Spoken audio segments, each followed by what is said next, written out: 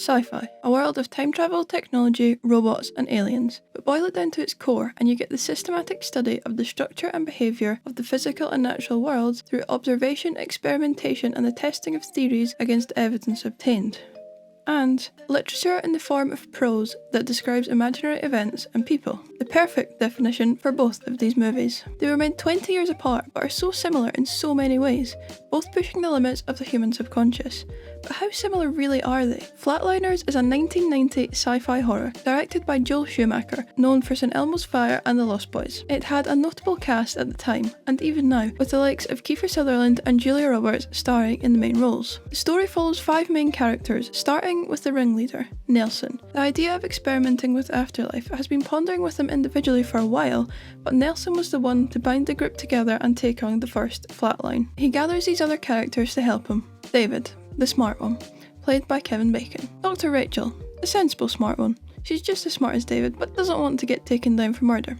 Played by Julia Roberts. Joe, the promiscuous know-it-all. He sleeps around while being engaged, and this comes back to bite him when he flatlines. Played by William Baldwin. Randy, the only sane one. He's the only one that has the sense not to flatline.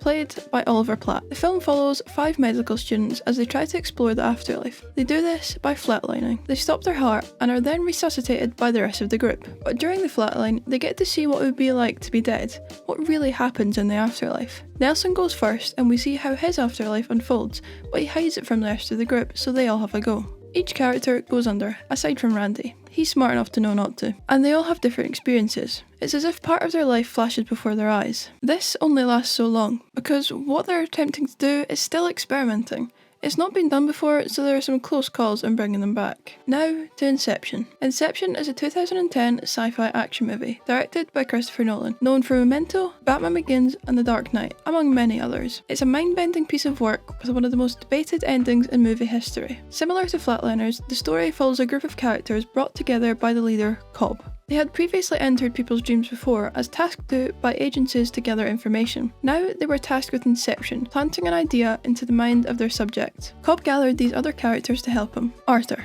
He was already with Cobb for previous missions, but he didn't think Inception was really possible. Played by Joseph Gordon-Levitt. Ariadne. She is an architecture student in Cobb's dad's university class and was brought in to make the dreams look flawless. Played by Elliot Page as Ellen Page. Eames. He can project the image of anyone onto his own being. He can become anyone's doppelganger, imitating their mannerisms and behaviours. Played by Tom Hardy. Yusuf. He knows how to take the team into dreams within dreams. Played by Dilip Rao. And other important characters aside from the main group are Mal, Cobb's dead wife who distracts and poses as an obstacle in his dreams. Played by Marion Cotillard. Robert Fisher, the victim of the group's actions, a CEO of a major business. Played by Cillian Murphy. Miles, Cobb's dad and advisor. He recommends Ariadne to Cobb. Played by Sir Michael Caine. The film follows Cobb and this group he conjures up as they are tasked with completing Inception. When first told of the mission, they say Inception is impossible, but Cobb is told he'll be able to see his kids again if he can do it. They got taken away from him as he was accused of killing his wife, Mal.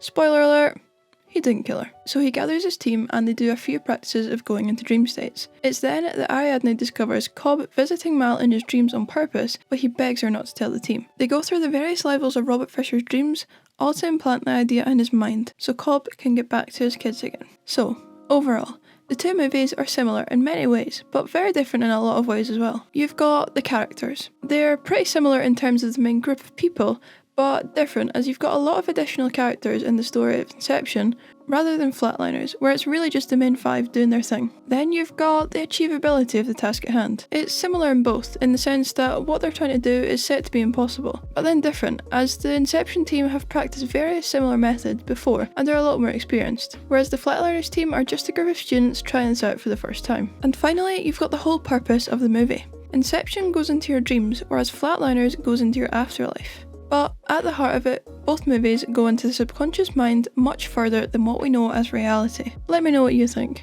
Have you seen both films? Do you think one does a better job than the other? Let me know in the comments, and thanks for watching.